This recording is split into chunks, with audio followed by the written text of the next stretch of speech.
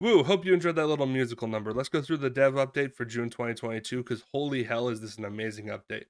Um, Number one, they have overhauled the progression system. Uh, they're changing the way you earn perks and a bunch of other stuff. TLDR, they've cut the grind by 75%. When you prestige a killer, every other killer you own gets tier 1 agitation, brutal, and unnerving.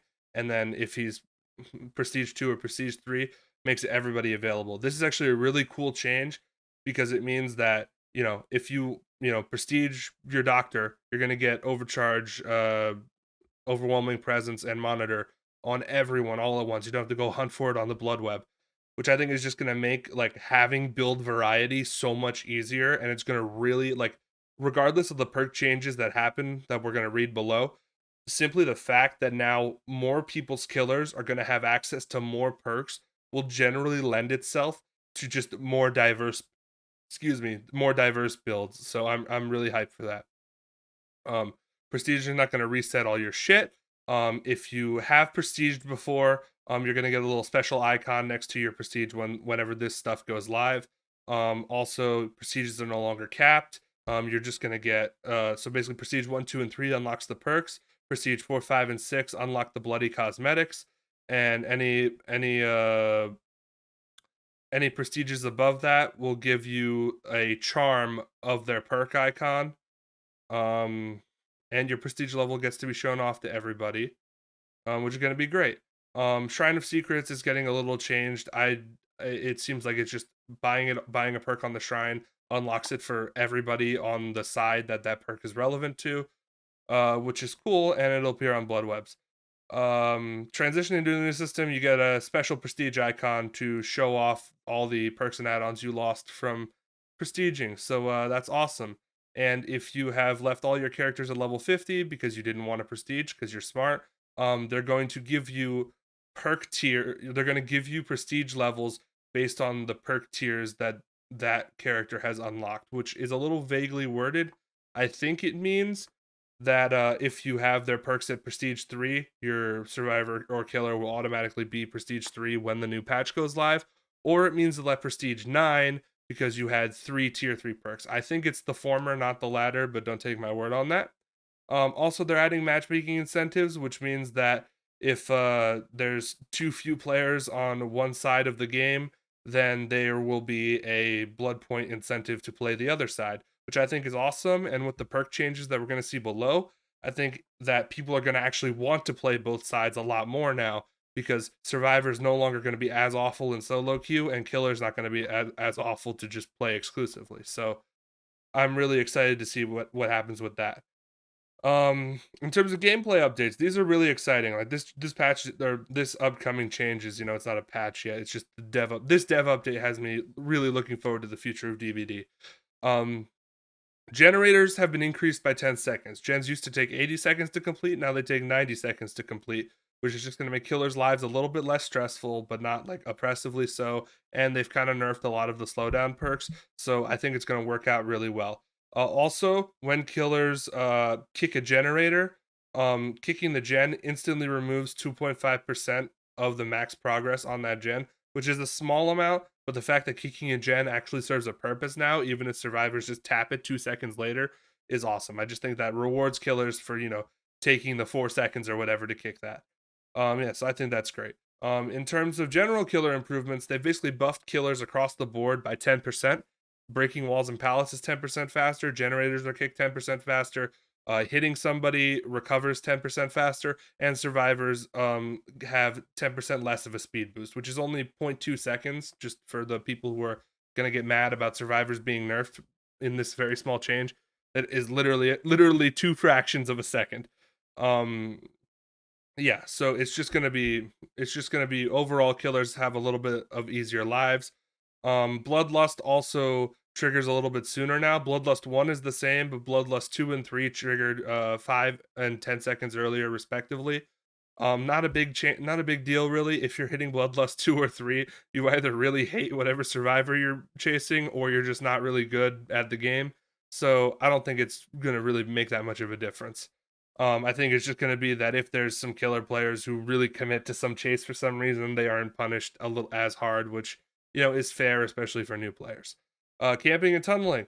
Survivors are getting buffed too. Survivors now have built-in borrowed time, and not only is it built-in borrowed time for 5 seconds, but you get a 7% speed boost when you're unhooked, which means when you're unhooked, you can book it and you have BT. This does a lot of good things. One, built-in BT is awesome. It means that when you play solo queue, it's no longer painful if people don't have BT when they save you.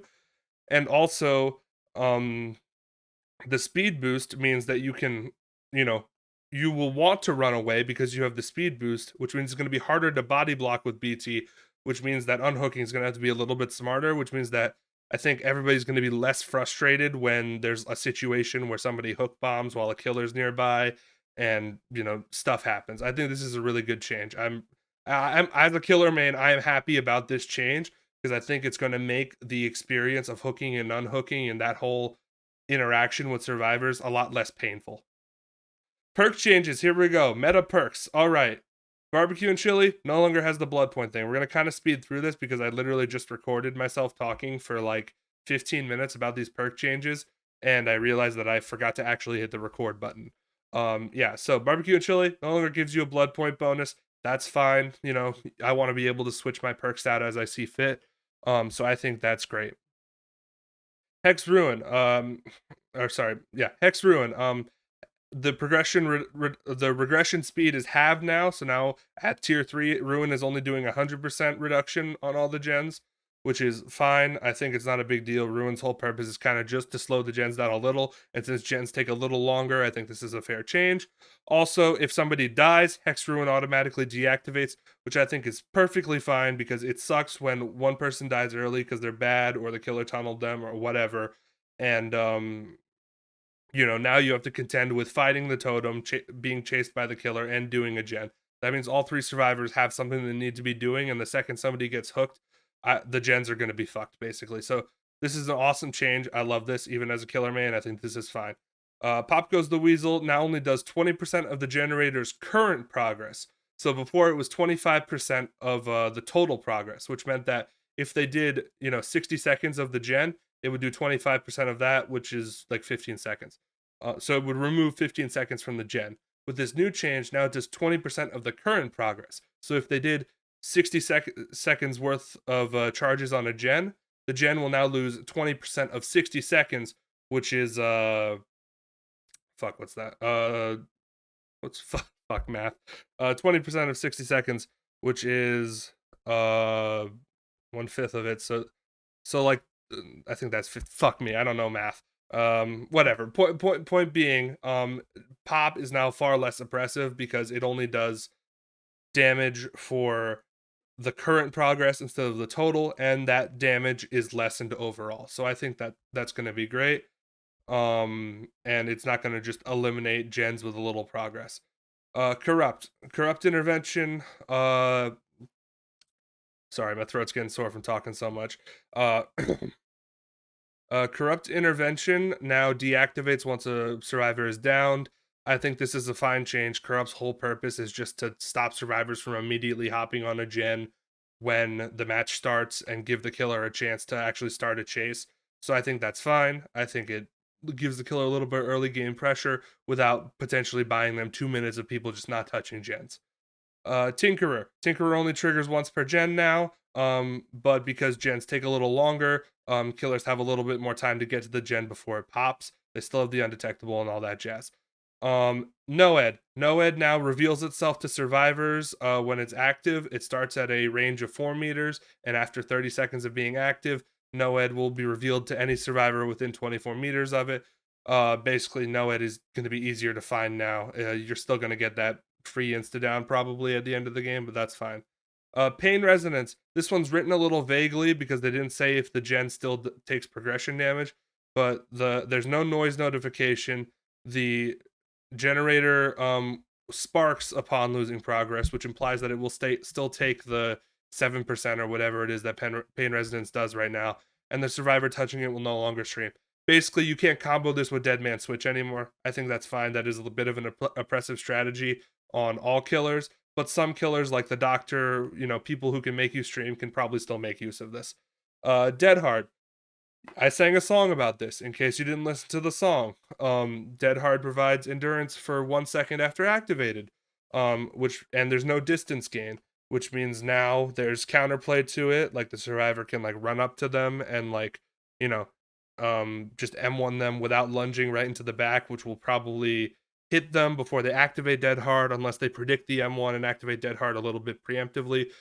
Basically, it just gives the perk some counterplay, and dead harding for distance is no longer going to be the most frustrating thing in the universe. It's also going to prevent those things where people dead hard like through the killer and like stun them with a pallet or whatever, which is just frustrating because it felt like kind of bullshit. Listen, I know people are going to be mad about dead hard being changed, but let's be honest, it needed to be changed. DS. Once the exit gates are powered, so when the gens are done, DS doesn't work anymore, and the stun duration has been reduced from 5 seconds to 3 seconds, which is fine. With these new BT changes, DS is going to be far less relevant, especially because it's still canceled by touching a gen. So I think with all these new changes, it makes DS like just a decent perk instead of like one you want to run a lot of the time. BT extends the now base kit stuff by 10 seconds. So if you have BT when you unhook someone, the person you unhooked is going to get a speed boost and the endurance status effect for 15 seconds basically. And if they do anything that would deactivate DS, it deactivates BT now. Basically, it just means that if you want to do some sort of body blocking shenanigans, you can do it a little bit easier with BT now. Or you can use it to just escape more. Iron Will. Iron Will doesn't work while you're exhausted, and the max pain reduction is 75% now, which I think is fine. Because honestly, Iron Will with some exhaustion perks got kind of disgusting with how you could hide with that. And honestly, Iron Will is just like a perk that I feel like was kind of outdated for the current state of DBD and needed changes. So that's great. Self-care. You can heal yourself without a med kit at 35% speed now, and it doesn't give you any item efficiency bonus, which I didn't even remember it had, because why you shouldn't use self-care. If you've been using self-care, stop, get Circle of Healing, get Pharmacy, pick literally any other healing perk. It's probably better. Spine Chill. Spine Chill no longer gives you the vault speed bonus and only lights up if there is line of sight, actual direct line of sight between you and the killer. So if the killer is looking in your direction but through 6 walls, it's not going to trigger Spine Chill. Also, Spine Chill lingers for a half second now, which just means you're going to get a little bit more of that speed bonus out of it. All right, non-meta perks. This is exciting because I love it when things get buffed. In my opinion, things should get buffed more than they get nerfed, because buffs mean that your game has room to grow, while nerfs mean you fuck something up. Killer perk buffs. Overcharge. When you kick the gen, it keeps its current effects of the hard skill check, but now the gen will regress faster and faster, up to 400% over the course of 30 seconds, which means that if you kick that gen and the survivors leave that thing alone for 30-40 seconds, which is unlikely to happen, but it could happen if you're doing some shenanigans with dead man switch or deadlock triggers right after you kick it or whatever, that gen's going to lose a ton of progress. Eruption. Its numbers have been buffed. It's still not that good a perk. I think they should have reworked it completely, because I still don't see a reason to run Eruption. Knockout. People who want to slug can slug now. Knockout makes the survivors crawl 50% slower for 15 seconds and reduces their recovery speed by 25%. Basically, this is anti-unbreakable now, and anti-tenacity, I guess. Chlorophobia. In addition to reducing the healing effect, it also makes skill checks spin around 50% faster, which I think is great. I think this perk's going to be really fun. I'm a doctor main, so I know I'm definitely going to want to mess with this a little bit. Maybe this double comm add-ons, I could see some fun stuff happening. I definitely don't think it's OP. Like it's definitely going to be something people just are going to have to learn, and then it's not going to be an issue. But I just think it's a neat thing. Dark Devotion. It now just triggers off of any attack instead of just basic attacks, which means that if you use, Demo Shred or whatever, you can trigger Dark Devotion. Still not that good a perk, mostly just fun for meme builds, but hey, if you like it, you like it. Sorry, I need to take a drink there. My throat's getting sore. Jolt, aka Surge. Jolt now no longer has a cooldown, which I think is awesome. I think they could buff the numbers on it a little more, but removing cooldowns is great. It didn't need a cooldown in the first place. Lethal Pursuer. Its current effects, its current effect is staying, and now it's extending the duration of all aura reading effects that you use by 2 seconds, which means barbecue will last 2 seconds longer. Um, insert. I don't actually remember any other aura reading perks because barbecue has been the only one I've used other than lethal pursuer. But basically now it has a second effect, so it's not useless after the first 8 seconds of the match. Szk'krrj Hook Gift of Pain. They just buffed the numbers to 16% for the action speed penalty, which I think is fine. I like Szk'krrj Hook perks. I think they're great. This is a fun change. Thanatophobia. They just buffed the numbers on it. Monstrous Shrine is now a Szk'krrj Hook perk, which is awesome. And it makes all the basement hooks count as Szk'krrj Hooks. I don't know if it creates Szk'krrj Hooks separately. The way they've written it here, I'm pretty sure it just means that all four of the Szk'krrj Hook perks are now going to, or all four Szk'krrj Hooks that Monstrous Shrine makes are going to be the basement ones. I'm assuming that will stack with other Szk'krrj Hook perks. So if you run Monstrous Shrine and Pain Resonance, then you're going to be doing, then you're going to have effectively 5 Szk'krrj Hooks on the map. You have the 4 basement hooks and then the 4 hooks around the map, which I think is awesome. And what Monstrous Shrine does, its Szk'krrj Hook effect, is any survivor on a Szk'krrj Hook will die 20% faster if the killer's 24 meters away. So if you're not camping and they're just chilling on a hook, they're just going to die faster. I think this is a great change. It makes Monstrous Shrine actually really good, and it opens up a lot of potential for Szk'krrj Hook builds because now you have a guaranteed Szk'krrj Hook location in the basement, which I think is great. Survivor perk buffs. Calm Spirit, keeping its current effects. Now you can open chests and bless totems silently, although you do it at a reduced speed. I think that's fine. Calm Spirit's, pretty niche perk. I think this will make it a little bit more relevant. I don't really think it's going to be used much more because it doesn't really matter. Because why would you be? I guess the cleansing silently is nice, but if the cleansing takes longer, nobody's going to want to do it. Saboteur. Saboteur is actually a really awesome change. You can now see Szk'krrj Hooks. When somebody's being carried, Szk'krrj Hooks will light up in yellow for the survivor, which means that you'll be able to specifically sabo Szk'krrj Hooks if you see the killer going towards it.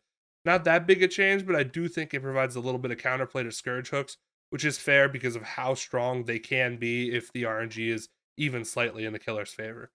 Botany knowledge, numbers buff. Off the record is basically borrowed time on crack. Once you're unhooked, you get that endurance effect for 80 seconds unless you touch a gen or heal somebody or heal yourself. So basically it's just like body blocking the perk now. Lucky Break. Now you can recharge Lucky Break by healing somebody else, which I think is awesome. Because you run out of Lucky Break and then that's it. I think this is going to be a really fun change. It honestly might make Lucky Break a little bit too strong. I don't know. We'll have to see. You get 1 second of Lucky Break per 1 second of healing, which means if you're using some Uber med kit that heals people in 5 seconds, you're only getting 5 seconds of Lucky Break recharge. So it feels pretty balanced. I definitely see Lucky Break moving up to be probably in the new meta that's going to come from these changes. Pharmacy. Pharmacy now only triggers when you're injured and guarantees the emergency medkit when you're injured, and this can happen multiple times during a trial, which means that now you no longer have to avoid chests because you're running pharmacy. I think this is great. I think it's going to make it a really good healing alternative to self-care or circle of healing. Maybe not circle of healing. I don't know. We'll have to see. But since we have that perk that stomps out boon totems now, I could see pharmacy being a pretty top tier perk. Soul Survivor, it's still kind of meh. It hides your aura, and you can repair gens 75% faster and open the hatch a lot faster if the killer closed it and you have a key. I still don't see anybody running Soul Survivor because if you're the Soul Survivor, like you just want to get on to the next match at that point. Distortion. You get a token on it for every 30 seconds you spend in the killer's terror radius. Actually might make the perk kind of decent now. Lightweight. Your scratch marks are more sporadic, which I don't think is a good thing, and the scratch marks fade a little bit sooner. I don't know if this is actually a buff, because if the scratch marks are more sporadic, it might give away your position if you're not actively being chased by the killer. So I don't really know how I feel about this lightweight change. I think it actually might end up being more of a nerf than a buff. It's going to depend on how much more sporadic the scratch marks are. Deja vu. To help survivors power the 3 closest generators. Deja vu grants a repair speed bonus to the generators that it reveals. I think this is fine. I think it's a nice little flat buff. Not too high a percentage that it'll f anything up. I think it's a great change. No One Left Behind. It grants a movement speed bonus to any survivors you unhook in addition to the base kit one, I guess. So if you unhook a survivor with No One Left Behind, that survivor for 5 seconds is literally going to run away faster than at 110% killer. I'm pretty sure. Don't quote me on that because I could be wrong. But if I remember my numbers right, this will probably be really strong. And the perk will now activate when the gates are powered rather than when they're open, which means No One Left Behind is active once the last gen pops instead of when the doors are open. So No One Left Behind might actually be a decent perk. Dark Sense. When the gen's powered, Dark Sense turns on, and when the killer comes within 24 meters of you, their aura is revealed for 10 seconds. I think this is pretty good. I could see it being used with Poised or something to help you evade the killer after getting off a gen. I don't know if it's worth 2 perk slots for that, but I definitely see Dark Sense having a purpose now, which is awesome. I'm gonna take another drink. All right, so many perks. Tenacity. It reduces your dying state grunts of pain by 75% now. So basically, it's Iron Will for the ground. Which means now you can crawl away from people. I still don't think it really matters unless you're running Soul Guard and stuff, but Tenacity seems a little bit better now, so I'm not going to complain. Hope now lasts for the entire end game. Once the end game is active, Hope is active. This is fine. I don't think Hope was too strong to begin with. And honestly, if it's the end game and the gates are open and shit, who really cares? Like go ahead. If it incentivizes survivors to just leave, I'm all for it. Overzealous. I can't believe they had to change a perk they just released. If you cleanse a totem, the overzealous speed doubles now. And We're Gonna Live Forever. They're removing the blood point bonus, which kind of sucks. But the actions that previously gave it a token will now activate the perk, and when healing somebody from the ground, you give them endurance. So yeah, that's cool. We're Gonna Live Forever is actually a pretty good perk now, in terms of like actual gameplay usage in exchange for that blood point bonus. But again, they cut the grind of the game, so I'm not gonna complain. I think these are some awesome changes. I mean, looking over all these perks, this is probably one of the biggest overhauls DBD has ever received. It really feels like behavior is listening to both sides of the player base on this one. They even gave us graphs to look at for those of you who are data nerds. I think that all these changes are great. The killer changes are going to make killer just a little bit less frustrating to play. The survivor changes are going to make it so killers can't make survivors' lives hell as much anymore. Playing solo queue is not going to suck as much. I personally wish they had made Kindred base kit, or at least said that they're going to do that in this post. Maybe they will in the future, because I do think that Kindred is the one thing that solo queue needs to be equal to survive with friends. And I think if we did that, that'd be awesome, because then we can buff and change things accordingly without survive with friends players potentially abusing any buffs or changes that happen because of the just amount of information they get. But we'll have to see how that works out. Overall, I'm really happy with this dev update. I'm really excited to see when these changes are coming out. They haven't really they said that a lot of these changes are going to be available in the PTB next week, which is really exciting because I think it means that these changes are coming like within the next month or two. I thought we were going to be waiting like 2 to 3 chapters until these changes were implemented. So if we're getting all of this like, by the end of the summer, I'm going to be ecstatic. This is going to be awesome, and this is definitely going to get me to play DBD a little bit more, because I don't really play it on stream that much anymore. I mostly just play it in my own time, and that's mostly just a farm BP. So when I play on stream, I have whatever add-ons and items I want to use. So this might actually just make me want to stream it, just to stream it and have fun playing on both sides, survivor and killer.